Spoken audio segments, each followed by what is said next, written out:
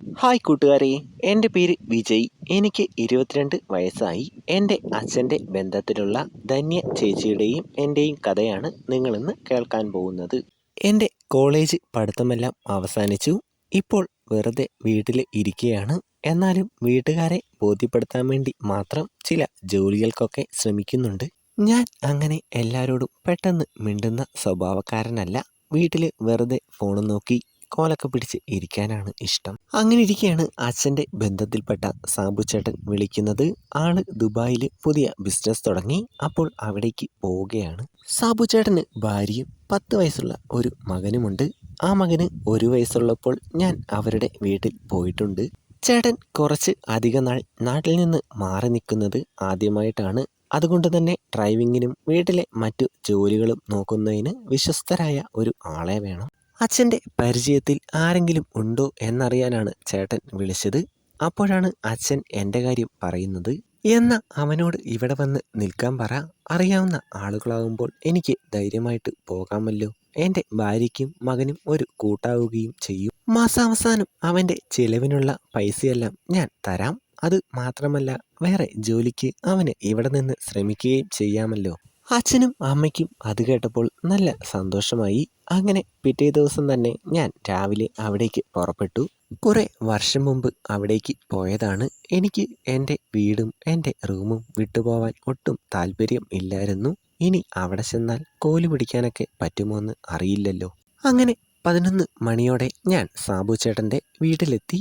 ടൗണിൽ നിന്ന് മാറി ഒരു റബ്ബർ തോട്ടത്തിൻ്റെ നടുവിലാണ് വീട്. വീടും പരിസരവും എല്ലാം കാണാൻ നല്ല ഭംഗിയുണ്ട്. ഞാൻ കോളിംഗ് ബെല്ലടിച്ചു. അല്പസമയം കഴിഞ്ഞപ്പോൾ കതക് തുറന്ന് പുറത്തേക്ക് വന്ന ആളെ കണ്ട് എൻ്റെ കണ്ണുകൾ വിടർന്നു. നല്ല ഗോതമ്പിൻ്റെ നിറം, നല്ല വണ്ണവും അതിനൊത്ത പൊക്കവുമുണ്ട്. അത് ധന്യ ചേച്ചിയാണ്. പണ്ട് എപ്പോഴോ കണ്ടുമറന്ന മുഖമാണ്. ഞാൻ കണ്ണു ചിമ്മാതെ അങ്ങനെ നോക്കി നിൽക്കുകയാണ്. അതുകൊണ്ട് ചേച്ചി എന്നോട് ചോദിച്ചു, വിജയ് മോനല്ലേ? അതെ എന്ന് പറഞ്ഞതും ചേച്ചി ചിരിച്ചുകൊണ്ട് അടുത്തേക്ക് വന്ന്, എത്ര നാളായി കണ്ടിട്ട്, കേറി വാടാ എന്ന് പറഞ്ഞ് കയ്യിൽ പിടിച്ചു. ഞാൻ കാലെടുത്ത് മുമ്പോട്ട് വെച്ചതും കാല് തെന്നി മുഖം ചെന്ന് ആ പഞ്ഞിക്കെട്ടിൽ അമർന്നു. സാബുവേട്ട, വിജയ് മോൻ വന്നു എന്ന് ചേച്ചി അകത്തേക്ക് നോക്കി വിളിച്ചു പറഞ്ഞു. ഞാനും ചേച്ചിയും ഹാളിൽ എത്തിയപ്പോഴേക്കും ചേട്ടൻ മുകളിലത്തെ നിലയിൽ നിന്നും താഴേക്ക് ഇറങ്ങി വന്നു. മോനെ, വഴിയൊന്നും തെറ്റിയില്ലല്ലോ അല്ലേ? നിനക്ക് ഞങ്ങളെയൊക്കെ അറിയാമോ? അതെങ്ങനാ? നിന്റെ അച്ഛൻ പിള്ളേരെ പുറത്തേക്കൊന്നും വിടില്ലല്ലോ, ചേട്ടൻ ഒരു തമാശ പോലെ പറഞ്ഞു. ഞങ്ങൾ 3 പേരും ചിരിച്ചു. വിജയ്, ഞാൻ ഇന്ന് രാത്രിയിലെ ഫ്ലൈറ്റിന് പോവും കേട്ടോ. എല്ലാം പെട്ടെന്ന് ആയിരുന്നു. നീ വന്നത് എന്തായാലും എനിക്ക് വലിയ ആശ്വാസമായി.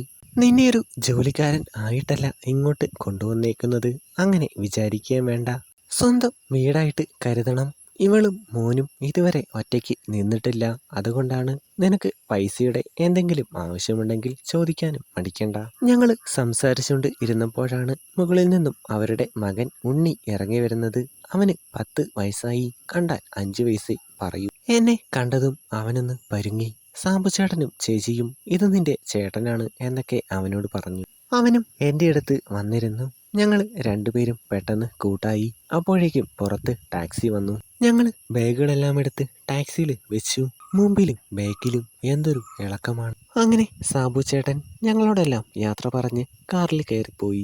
അന്ന് രാത്രി ഒരു 8 മണിയായപ്പോൾ ഞങ്ങൾ ഭക്ഷണമൊക്കെ കഴിച്ചു. ഞാനും ചേച്ചിയും വെറുതെ വീട്ടിലെ കാര്യങ്ങളൊക്കെ സംസാരിച്ചുകൊണ്ടിരിക്കുകയാണ്. ഉണ്ണിക്കുട്ടൻ ഫോണും നോക്കിയിരിക്കുന്നു. കുറച്ച് കഴിഞ്ഞപ്പോൾ ഞങ്ങൾ 3 പേരും ഉറങ്ങാൻ കിടന്നു. ഒരു മുറിയിലാണ്. ലൈറ്റ് ഓഫ് ചെയ്യണ്ട, വീട് മാറി ആദ്യമായിട്ടാണ് നിൽക്കുന്നതെന്ന് ചേച്ചിയോട് പറഞ്ഞു. കുറച്ച് കഴിഞ്ഞ് നോക്കിയപ്പോൾ 2 പേരും നല്ല ഉറക്കം. ചേച്ചിയുടെ കുമ്പളങ്ങ കവറിന്റെ പുറത്താണ് കിടക്കുന്നത്. ഞാൻ കോല് കയ്യിൽ പിടിച്ചു. അത് വല്ലാത്തൊരു അനുഭവം ആയിരുന്നു.